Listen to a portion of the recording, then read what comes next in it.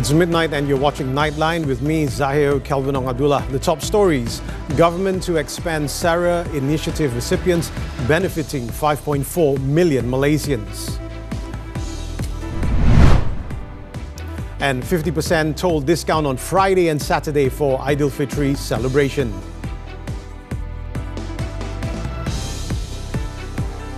The government will expand the Sumbangan Asas Rahmah SARA initiative to benefit 5.4 million recipients starting April 1st. The figure, an almost eightfold increase from the current 700,000 beneficiaries. In a statement Wednesday, the Finance Ministry said eligible recipients will receive up to 2,100 ringgit in aid, which is a 75% increase from the 1,200 ringgit provided in 2024. Prime Minister Datuk Seri Anwar Ibrahim, who is also the Finance Minister, said in the statement that SARA is a targeted assistance approach redistributing part of the nation's increased revenue and subsidy savings to those genuinely in need. The distribution of SARA via MyCard is also targeted to ensure that the intended recipients benefit from it in the form of essential goods. The expansion is part of the increased allocation for the Sumbangan Tunai Rahmah (STR) and SARA programs, amounting to 13 billion ringgit this year, which is the highest in the nation's history for cash aid distribution.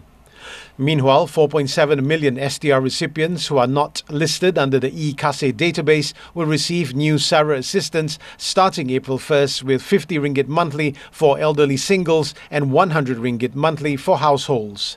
Starting this year, the distribution of SARA via MyCard will be extended to Sabah, Sarawak and the Federal Territory of Labuan. Previously, it was limited to Peninsular Malaysia in 2024. Under the SARA program, recipients can use their MyCard to purchase selected essential goods at over 3,500 registered retail stores nationwide, a substantial increase from the 700 stores available in 2024. Apart from basic food items, SARA credits can also be used to buy personal hygiene products, medicines and school supplies. Commuters will enjoy a 50% toll discount from March 28 to 29 in conjunction with Aidilfitri. Works Minister Datuk Seri Alexander Nantalingi said that this was agreed by the Cabinet in a meeting on Wednesday. In a statement on Wednesday, the minister said the toll discount will be implemented from 12:01 a.m. on March 28 until 11:59 p.m. on March 29. The toll discount applies only to Class 1 private vehicles at all toll plazas except at border toll plazas, namely Sultan Iskandar Building, BSI Toll on the North-South Expressway, Plus and Tanjung Kupang Toll Plaza on the Malaysia-Singapore Second Link Expressway, Link Kedua. The toll discount would cost the government an estimated 19.69 million ringgit as compensation payments to all toll concessionaires. The minister advised highway users to follow the travel time advisory by the highway concessionaires to avoid congestion. Highway users should also make use of the CCTV display links provided by the Malaysian Highway Authority (LLM) at its website for real-time highway conditions before and during travel.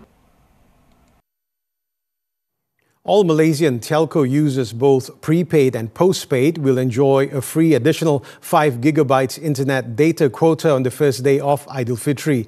The incentive, made available under the Rahmah Rebate Initiative, will benefit some 45 million registered Malaysian accounts. Pemberian insentif rebate Rahmah sempena Hari Raya Aidilfitri ini diharap akan dapat membantu mengeratkan silaturahim, terutama menerusi komunikasi dalam talian di samping memeriahkan sambutan Hari Raya Aidilfitri pada tahun ini. The additional data quota will be valid for 24 hours and is subject to the terms and conditions set by the participating telecommunications service providers. He added that the rebate does not involve any cost to the government as it is the result of a strategic collaboration with the telcos.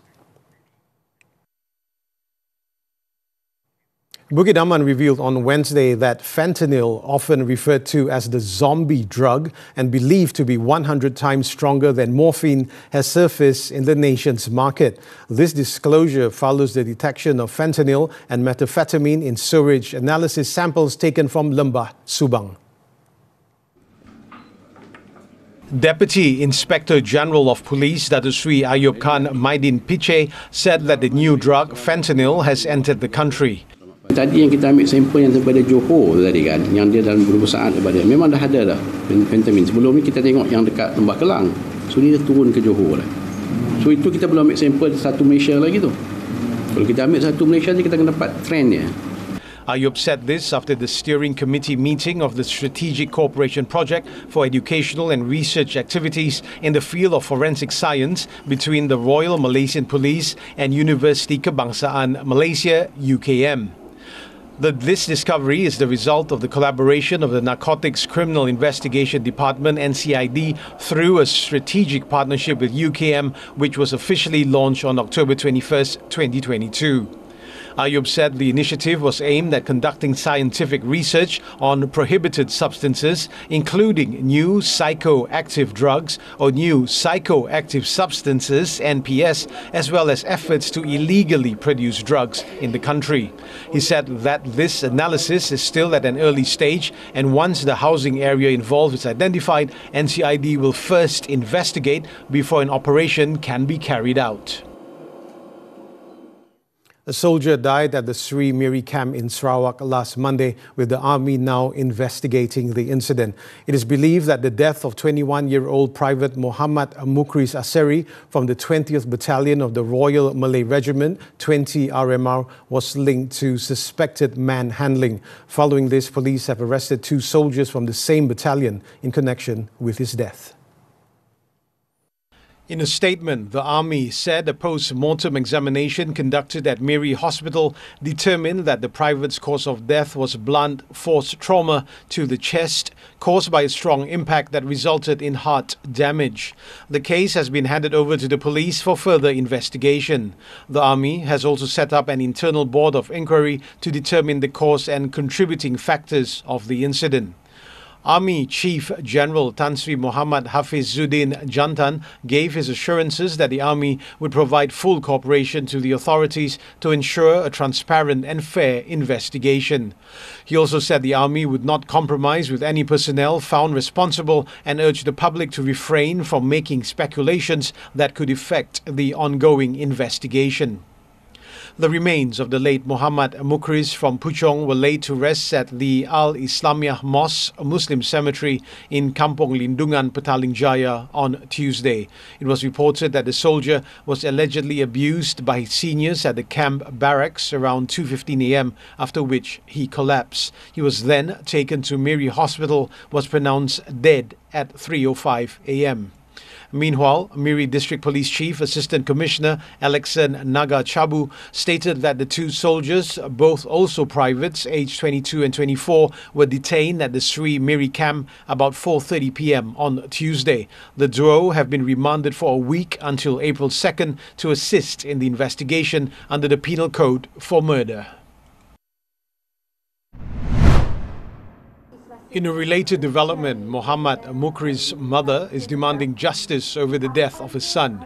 45-year-old Norazlina Zamri shared that throughout her son's 10 months of service at Sri Miri camp, he never mentioned facing any difficulties.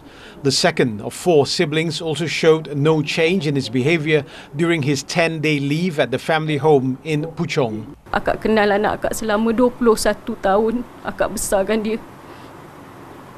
Bagi akak, dia seorang anak yang cukup baik. Tak pernah dia bagi masalah dekat akak. Tak pernah ada orang komplain pasal dia, tak pernah.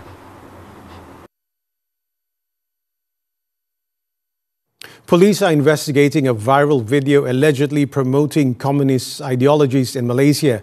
Inspector General of Police Tan Sri Razaruddin Hussein warned that any attempt to undermine the nation's sovereignty or introduce ideologies contrary to the federal constitution will be dealt with strictly within the bounds of the law. In a two-page statement on Wednesday night, the country's top cop said the nearly 3-minute clip, which began circulating on Monday, is linked to an unregistered organization identified as the One China Peaceful Reunification Promotion Association. He said that the video, narrated in a foreign language, claims that the association promotes communist ideologies and practices in Malaysia. The IGP said the police take such allegations seriously, as any attempt to revive communist ideologies, whether covertly or overtly, goes against the principles of the Rukun Negara and poses a threat to national security and sovereignty. He stressed that Malaysia has firmly rejected communism since 1948, and any form of promotion or glorification of the ideology can be considered a threat to public order and national unity. Probe is being conducted under the Societies Act 1966, the Penal Code, and the Communications and Multimedia Act 1998. Police are investigating allegations of unregistered activities, the use of communist symbols and subversive elements. Razaruddin also advised the public not to be influenced by statements, videos, or movements that could incite public unease or disrupt racial harmony in the country.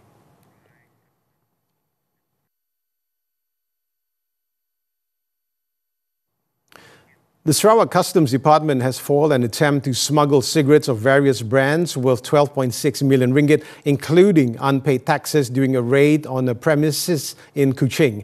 During the 9:30 a.m. operation in Jalan Semaba, Batu Lima on February 12, more than 16.6 million sticks of Kretek cigarettes were discovered stored inside the premises. State Customs Director Norizan Yahya stated on Wednesday the cigarettes were believed to have been smuggled into Sarawak via sea, land or air and temporarily stored at the premises before being distributed to the local market. A 44-year-old man was arrested during the raid, while a lorry believed to have been used for the transport of the contraband was also seized. Efforts are ongoing to track down and identify other individuals involved. The case is being investigated under the Customs Act.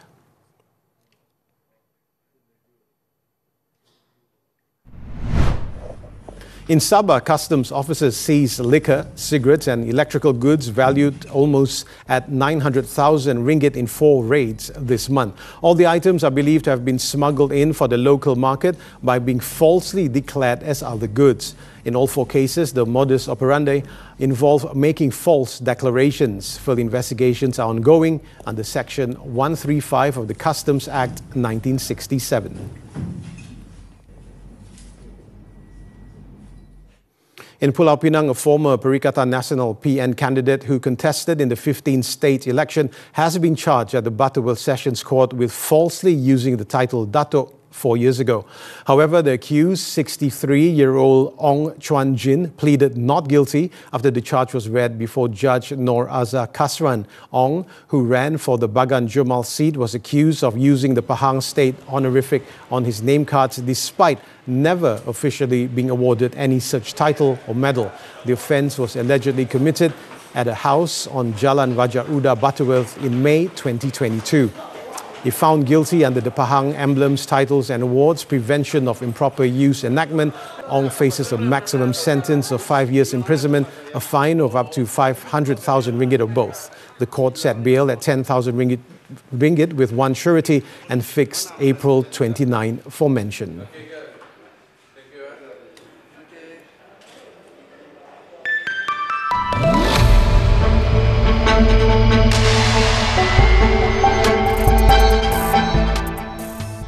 Felda has been given a month to come out with a plan to chart its new direction.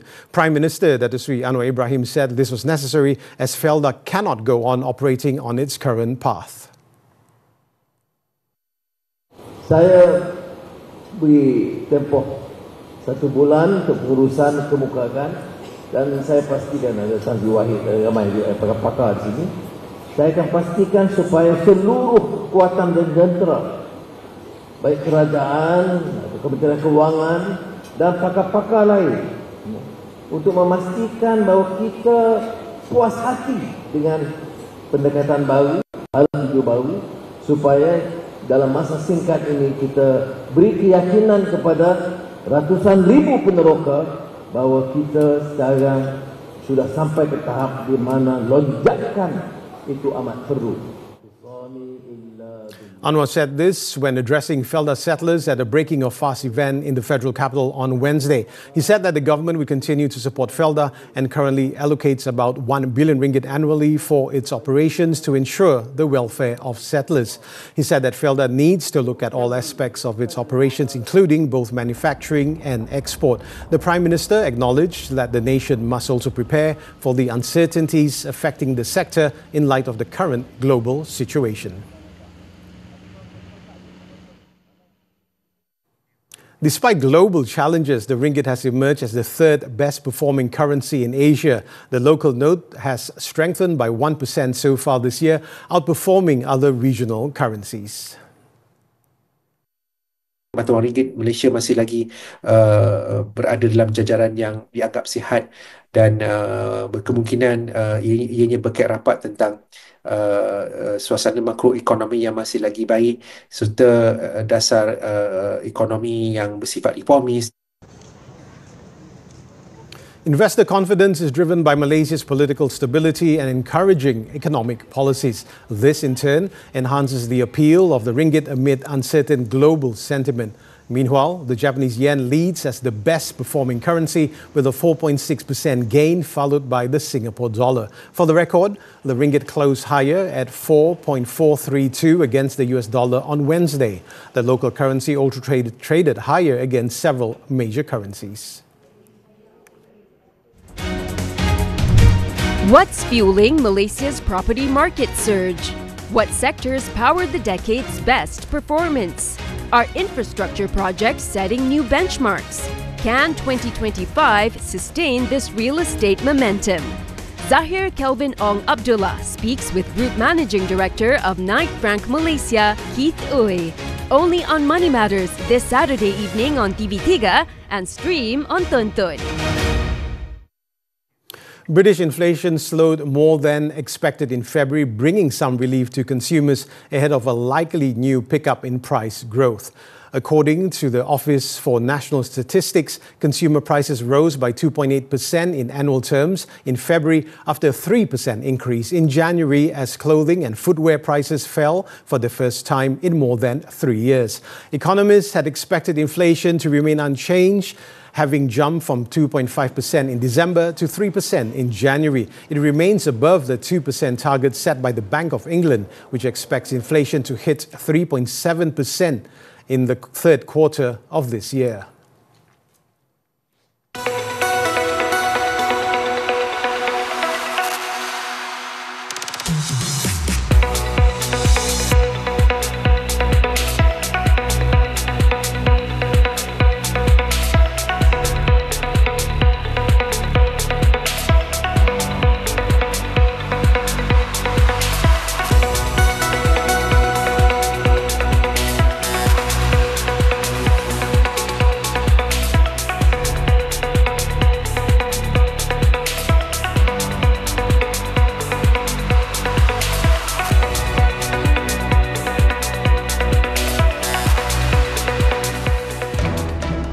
Brazil humiliated by Argentina. Football action from the 2026 World Cup qualifiers after this breather. Menjernihkan kekeliruan dalam isu-isu agama berlandaskan Al-Quran dan Hadis. Memahami istilah, mendalami hikmah. Bila kita merapatkan saf, kita menunjukkan kesatuan dan persaudaraan. Membimbing kita menuju malam 1000 makna. Telah difardukan ke atas kamu semua berpuasa. Al-Kuliah, ilmu dihayati, Ramadan diberkati. Setiap Khamis 4.30 petang. Indahkan memori Ramadan di TV3 dan stream sekarang melalui Tonton. Koya, kuih sampan dan batang buruk antara kuih tradisi yang semakin dilupakan. Tetapi lagu-lagu raya lama tetap di hati. Masak lemak cili padi, pedas. Kutuk daging pula manis. Seimbangkan pengambilan makanan, jangan terlampau pedas dan manis. Pil kuda, ketagihan generasi muda. Tangani sebelum terlambat. Waspada mercun, boleh bergembira tapi jangan sampai tercedera. Dan rancang perjalanan balik raya, biar lambat asalkan selamat. MHI Isnin hingga Jumaat dan stream juga melalui tonton hanya di TV3. Unlocking the future of business. From industry evolutions to policy changes, we go beyond the headlines. Deep insights, sharp analysis. Understanding the forces driving tomorrow's economy. Key financial insights that drive decisions. This is Money Matters, every Saturday, 5 p.m. Only on TV3 and stream now on Tonton. Wanita hari ini. Raya dah dekat, persiapan dah buat ke? Raya kali ini mesti wangi-wangi kan? Sediakan juadah raya kalau rewang memang seronok. Mestilah nak masak lemang, ketupat, rendang. Petugas Barisan Hadapan sentiasa berkorban menjaga keselamatan negara. Walaupun dalam bulan Ramadan, masih melaksanakan tanggungjawab dengan baik. Zakat jangan diabaikan. Mungkin ada rezeki orang lain dalam rezeki kita. Pertama kali beraya tanpa insan tersayang. Syawal kali ini pasti rasa lain. Semuanya di WHI TV3. Dan stream sekarang di Tonton. Wanita hari ini. We're back with sports cycling, the 2025 Tour of Thailand. Terengganu cycling team's TSG won Abdul Rahman Hamdan, who showed glimpses of his form in the first two stages, was rewarded with his first podium finish in this year's tournament on Wednesday. Abdul Rahman, better known by his nickname Achik, finished third in the third stage of the UCI 2.1 Tour, which started in Aranya Pratet and ended with a bunch sprint in Wang Nam Yen, covering a distance of 135.2 kilometers. Leaning Stars Alexander Selby held off St. George Continental's Nick Cargozu to win in 3 hours and 25 minutes and claim his second consecutive stage victory in this year's tour. Meanwhile, Malaysia national team rider Yusri Sha'ari was 14th on the day, while TSG's Harif Saleh, a four-time stage winner, settled for 21st. The fourth stage on Thursday, which starts in Wang Nam Yen and ends with a summit finish in Pang Sida National Park, could determine the outcome of the general classification.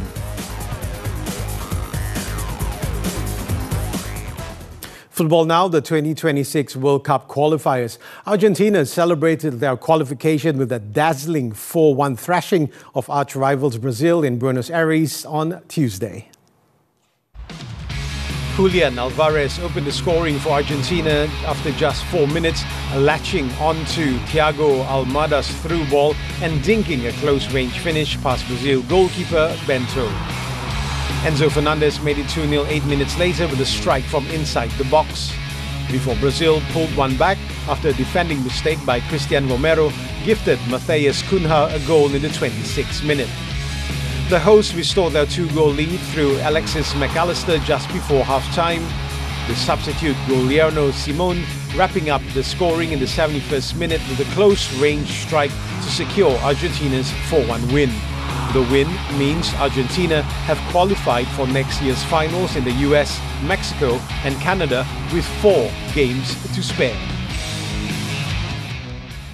Turning to tennis, the 2025 Miami Open. Novak Djokovic moved into the quarterfinals after a dominant performance against Lorenzo Musetti on Tuesday. The 6-time champion won 12 of the last 14 games of his match against the 15th seed, crushing the Italian 6-2, 6-2 in a match that lasted 1 hour and 22 minutes. The 37-year-old will face Sebastian Korda in the last 8 as he looks to add another Masters 1000 to his collection. Joining him was Taylor Fritz, who won against Australian lucky loser Adam Walton 6-3, 7-5 to advance to the last 8. Matteo Berrettini will be the American's next opponent after the Italian moved past Alex de Minaur 6-3, 7-6. Earlier, Argentine Francisco Cerundolo upset 5th seed Casper Ruud 6-4, 6-2 to take his place in the last 8. With his victory, Cerundolo now has reached the last 8 in 3 of his past 4 appearances in Miami. Pilot among dozens killed in wildfire. The details when Nightline returns. Kata para alim ulama, bukan semua orang yang berpuasa dia akan mendapat nikmat ketakwaan itu. Kunu rabbaniyin wala takunu ramadhaniyin. Jadilah hamba rabbaniyah yang betul-betul menyembah Allah. Kita kena usaha bahawa kita lakukan amal ibadah itu untuk mendapat kemaafan dan kerahmatan di sisi Allah Subhanahu wa taala. Kuih Korea, kuih sampan dan batang buruk antara kuih tradisi yang semakin dilupakan. Tetapi lagu-lagu raya lama tetap di hati. Masak lemak cili padi, pedas, kutuk daging pula manis. Seimbangkan pengambilan makanan, jangan terlampau pedas dan manis. Pil kuda ketagihan generasi muda, tangani sebelum terlambat. Waspada mercun, boleh bergembira tapi jangan sampai tercedera. Dan rancang perjalanan balik raya, biar lambat asalkan selamat. MHI Isnin hingga Jumaat dan stream juga melalui tonton hanya di TV3. Wanita hari ini. Raya dah dekat, persiapan dah buat ke? Raya kali ini mesti wangi-wangi kan? Sediakan juadah raya kalau rewang memang seronok. Mestilah nak masak lemang, ketupat, rendang. Petugas Barisan Hadapan sentiasa berkorban menjaga keselamatan negara. Walaupun dalam bulan Ramadan, masih melaksanakan tanggungjawab dengan baik. Zakat jangan diabaikan. Mungkin ada rezeki orang lain dalam rezeki kita. Pertama kali beraya tanpa insan tersayang. Syawal kali ini pasti rasa lain. Semuanya di WHI TV3. Dan stream sekarang ditonton. Wanita hari ini. Kita bertemu dalam My Quran Time. 114 surah, 6,236 ayat, 30 juzu. Sesiapa yang membaca satu huruf, maka baginya 10 kali ganda kebaikan.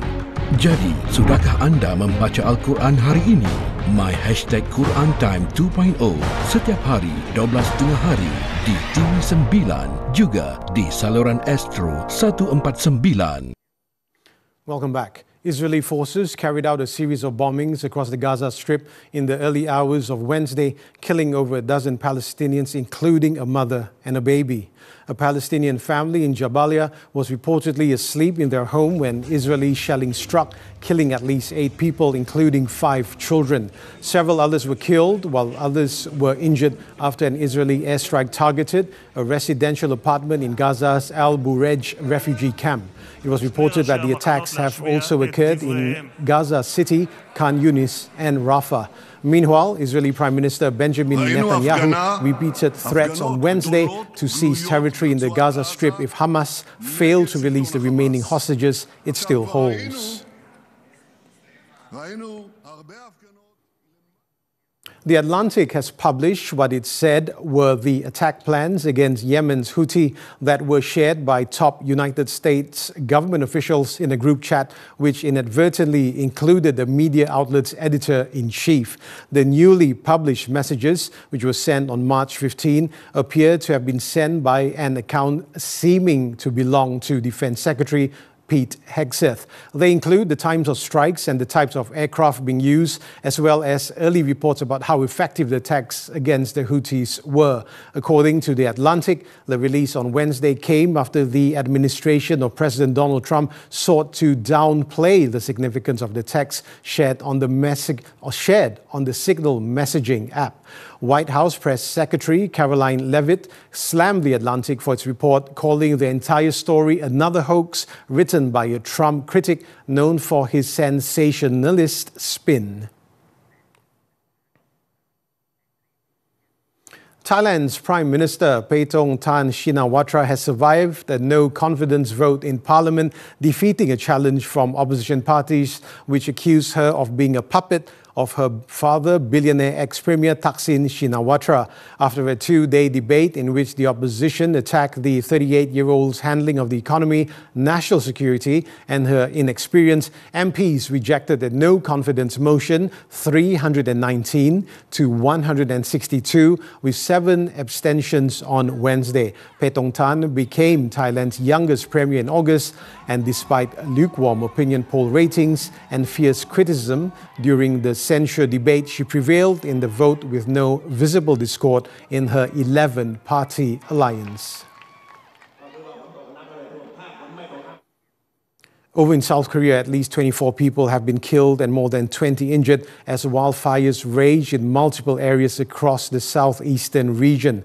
Among those killed was a helicopter pilot who died when the aircraft crashed into a mountainous area in Uiseong County while attempting to tame a wildfire. 4 other victims were found dead on a road burned to death late on Tuesday night after they tried to escape the fires. Responders in the meantime struggled to control the expanding blazes as wind-driven flames tore through neighborhoods and razed buildings. Officials said firefighters were fighting at least 5 active wildfires nationwide as of Wednesday. More than a dozen fires broke out over the weekend, forcing thousands to urgently evacuate. Also in South Korea, appeals court reversed a lower court's ruling on Wednesday as they found main opposition leader Lee Jae-myung not guilty of violating the election law clearing his path to run for president. The appeals court reversed the ruling that handed Lee a 1-year prison sentence for making a false claim during a parliamentary audit in 2021 regarding land development where he served as mayor. According to Lee, the decision by the Seoul High Court completely vindicated him and proved the case was politically motivated. South Korea will hold a snap election within 60 days if the Constitutional Court upholds the impeachment of ex-President Yoon Suk-yeol, and Lee is considered as the top contender to replace Yoon if the embattled leader's impeachment is upheld.